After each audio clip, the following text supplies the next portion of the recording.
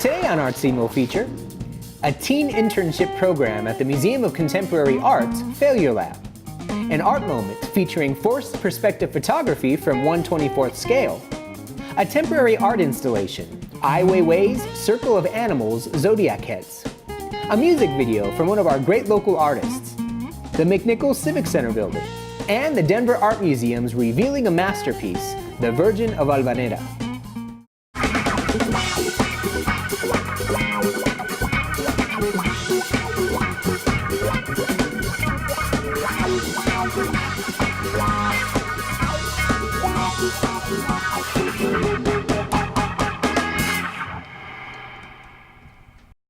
Failure. It's a word most of us don't like very much, but right now we are going to celebrate failure. Hey, I'm Bobby Lefebvre and welcome to Art Scene. We're here at the Museum of Contemporary Art in Failure Lab.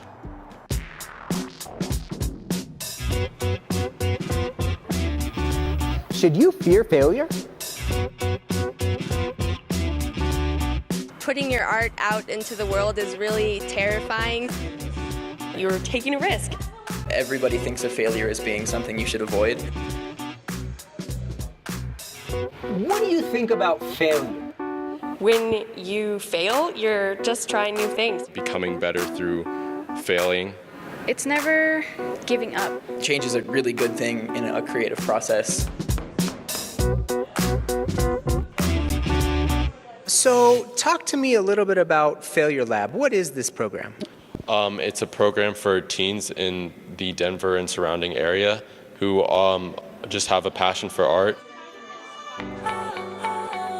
Failure Lab is an after-school internship for 12 high school students from the Denver area.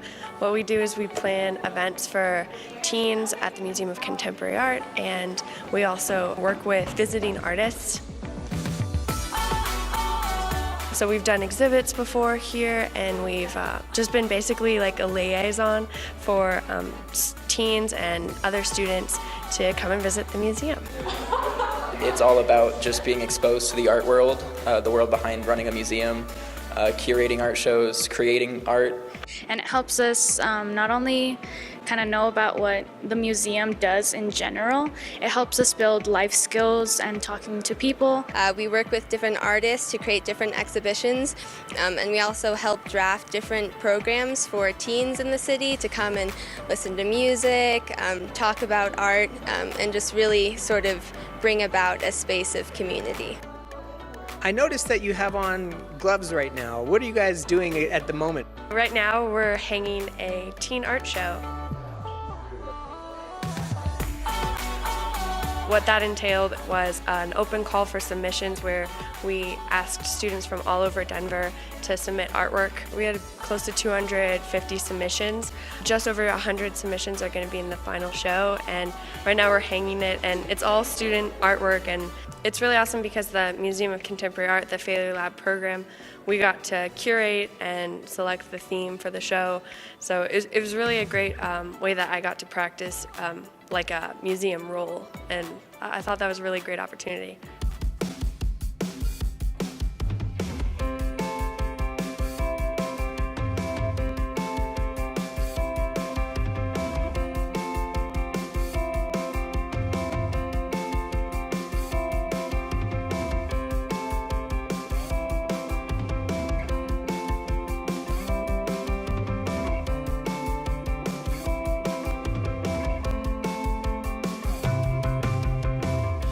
The way that our education system is set up is perfection is really an ideal point, and it's really what is advertised as being like the utmost importance.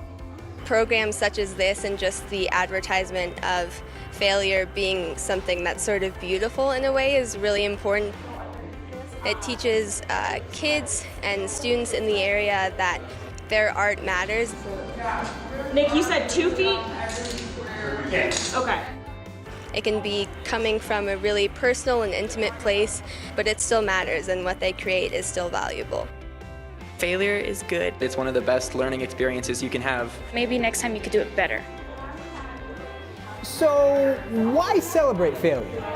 I celebrate failure because I get to learn from my mistakes and progress further and grow as a person. Failure in art, failure in academics, failure in almost any sense it's exciting because it means that you're taking a risk. It just really allows you to exist in a space of just sort of flaw. Fail quickly so you can learn quickly.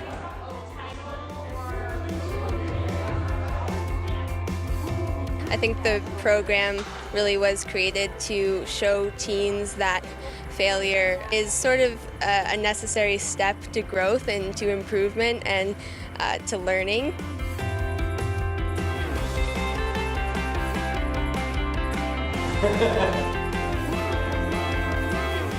If there's not failure, is there success in the end?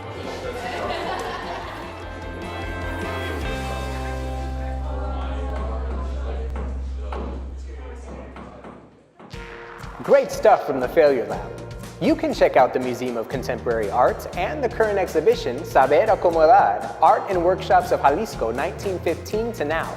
The exhibit focuses on over 100 years of collaborations between artists and artisans in Jalisco, Mexico. Next up, an art moment featuring forced perspective photography, where all is not what it seems.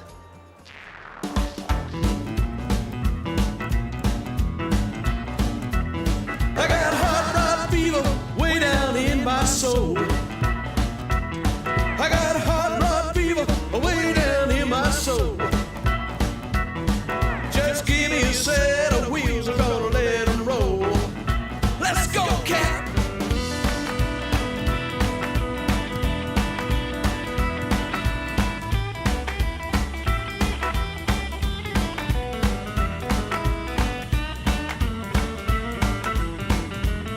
Let's get real gone now.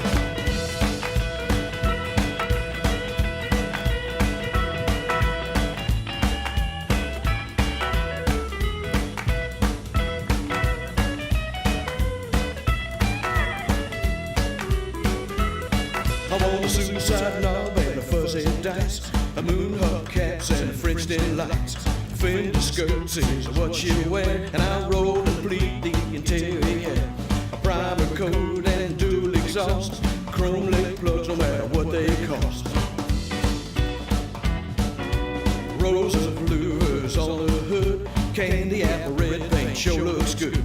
Chop and channel just for the show, and let's see how low can you go.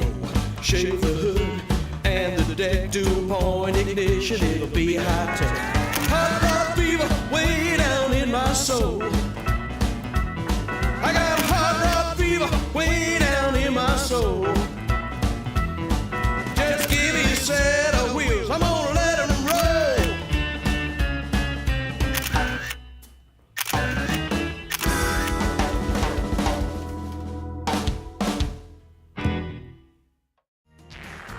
To see more of these awesome photos, check out flickr.com/photos/1/24th scale. We'll be back with more art scene on the other side. We'll check out Ai Weiwei's Circle of Animals Zodiac Heads, a music video from one of our great local artists, the McNichol Civic Center building, and Denver Art Museum's The Virgin of Valvanera. And we're back on Art Scene. Next up, there's a new temporary art installation in Civic Center Park. It's been in cities all over the world, and now it's ours until October 2018. A piece of China has come to Denver. Circle of Animals Zodiac Heads by artist Ai Weiwei has found a new temporary home in Civic Center Park. Ai Weiwei is the most famous contemporary Chinese artist working today, and this series has traveled all over the world to Vienna, Mexico City, New York, and we are honored to have it in Denver and join those cities around the world to feature the work of an artist that really has become the voice of the people in China.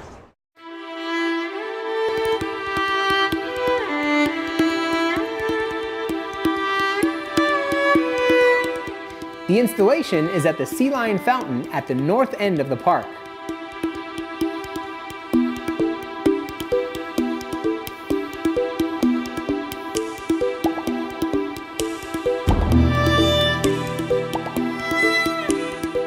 The pieces are honoring a series that was originally placed in a water fountain in an imperial retreat from the 18th century, and it was ransacked by British and French troops.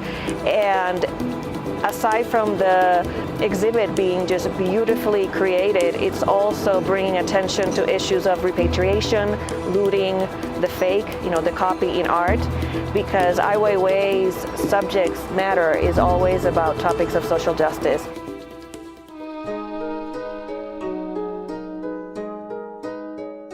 Each of the zodiac heads is approximately 5 feet high and weighs 2,000 pounds.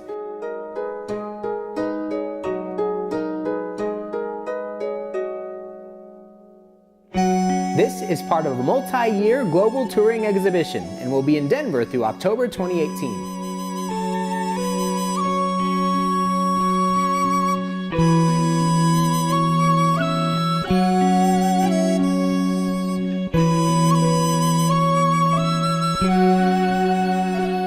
It's not only about bringing Denver to the world, but bringing the world to Denver. So this is an opportunity for Denver to really support the cultural plan and also supports our diversity, equity, and inclusiveness initiative.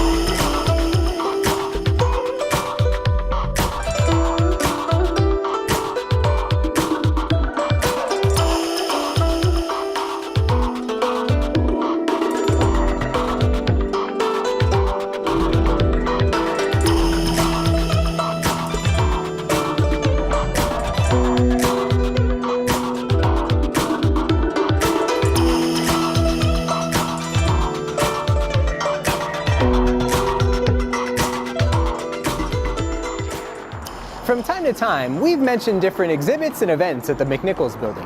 Now let's take a minute to learn more about the building itself. The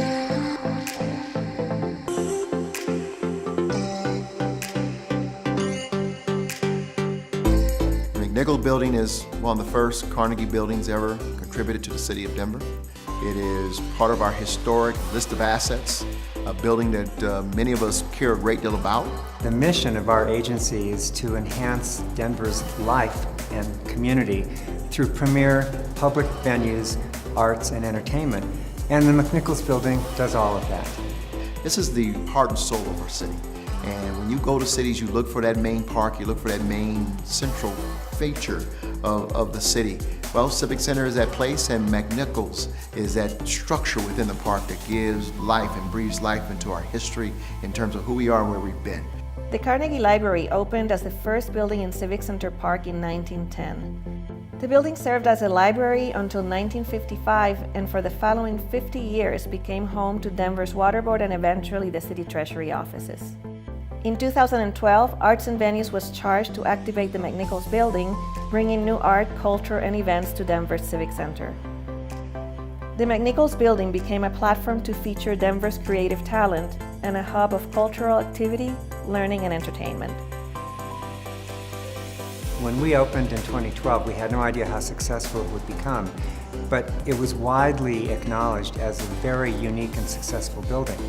So much so that the City Council and Mayor Hancock provided an additional $5.5 million for additional renovations. I mean, there's no question that, McNichols Building is a world-class building for a world-class city. We are working hard to restore it and make sure that it's given back to the people to continue to be the great asset that it's always been. The McNichols Building renovation project is about connectivity, efficiency, and beauty, all to enhance the visitor experience. The renovations to the McNichols Building include a completely redesigned courtyard that physically connects the McNichols Building to the park and to its visitors. The new service elevator supports more efficient operations. The Belvedere is a unique feature of the renovation as a nod to the past, with replicas of the original entrance doors. The space will make everyone feel welcomed even before they enter the building. We're really excited about the renovation of the McNichols Building because it's just going to bring more people. It's going to be easier to use. It's going to be more aesthetically pleasing. And I think that it's going to be a hub for a lot of cultural programming in the city. We've done 2 renovations on the building already. So when we reopen, the future is just bright and almost unlimited. I'm quite frankly very excited about the role that the McNichols Building is going to play, really in exposing these artists to the public and the public to the wonderful talent of these artists. You know, Denver Arts and Venues operates the building, but the future is really up to the citizens in the community. They're the ones that can help activate it and reimagine it in ways that we haven't even thought of.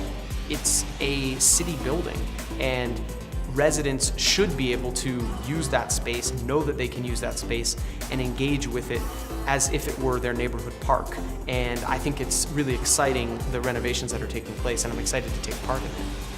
The McNichols Building has a rich history in our city, and we invite you to be a part of it moving forward.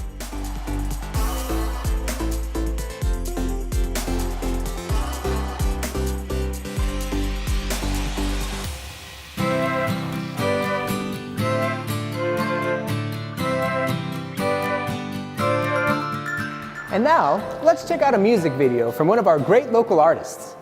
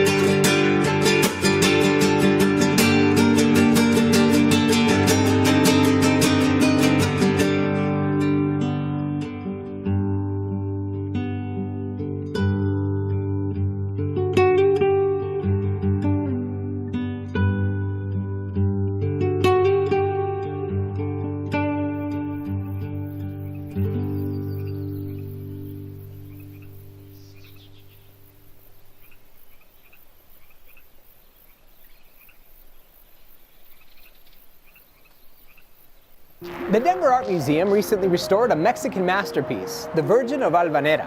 The research included a trip to Mexico City in early 2017.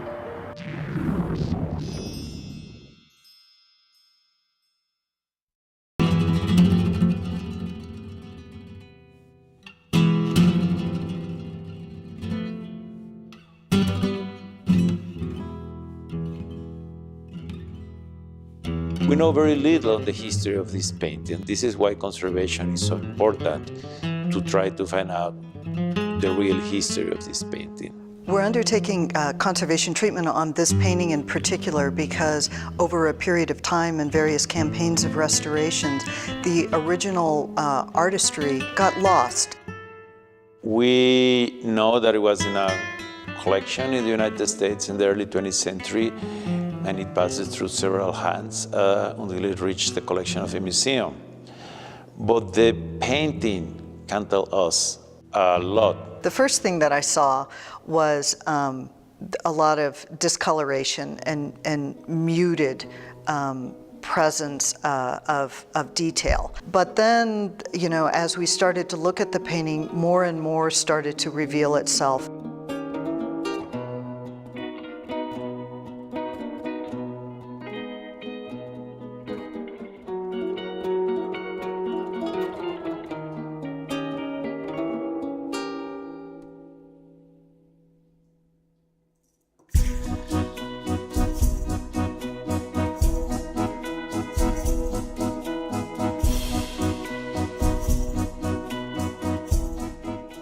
In the 17th century, the 1600s, Mexico City was one of the largest cities and urban centers in the world. It was really a center for artistic development. By the second half of the century, Mexican silver mines, the production surpassed that of Peru. It was a major trading center because all the merchandises that were coming from Asia, from the Philippines, through the Manila Galleon, were sold in Mexico City on their way to Europe. So it was a very important and wealthy city, like Florence during the Renaissance, or Rome a few decades later with Michelangelo and Leonardo. In Europe, if you were a painter, your big client would be the royal court, for example, or the nobility. In Mexico City at that time, the really big important client was the church. And the upper classes will pay for artistic works of importance to be done for churches or monasteries or brotherhoods. This painting was very large, it was a very important commission. It very likely hung in a church. I think the religious subject matter speaks to that as well. The roof may have been leaking. We do know that the painting was water damaged at one point. At least 4 inches have been trimmed off the bottom section of the painting. Sadly, part of what was lost was the inscription at the bottom and very likely the artist's signature. We also know that the painting had some areas damaged by heat. That probably was caused by candles, because you put a lot of candles to illuminate the painting in a church and also as a symbol of an offering in front of a painting.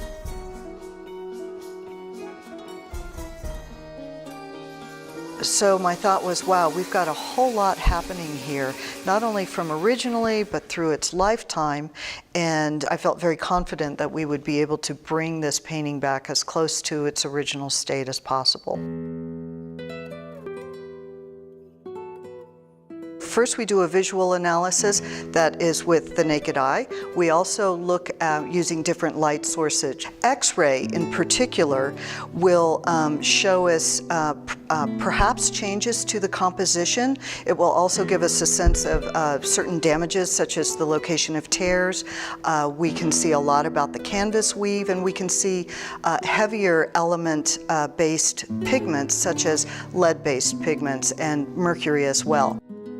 In doing the conservation treatment, we removed all of the old overpainting and old fills, and really what we're seeing is just beautiful, vibrant colors again. The bottom portion in particular reads a lot better because as we have removed that overpaint, I think there's a lot more clarity in what the foreground is supposed to look like.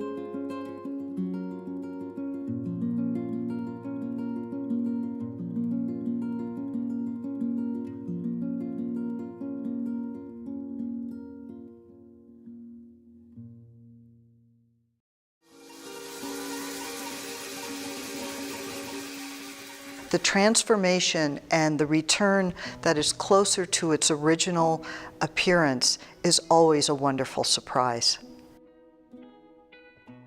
So there are these little incidents on that Virgin that tell a completely different history, and it's a kind of narrative that we now know because of the conservation project.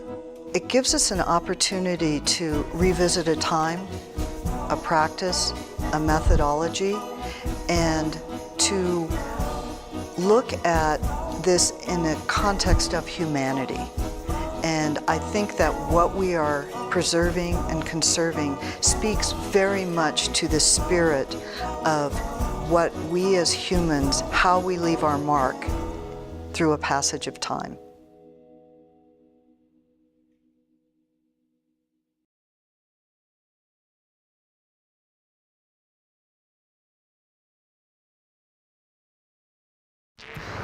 Hey, thanks for watching. And thanks to the Museum of Contemporary Art for having us. And remember, you are who you are as much from your failures as from your successes. So take some risks. Dare to dream. I'm Bobby Lefebvre. We'll see you next time as we discover more of Denver's art scene.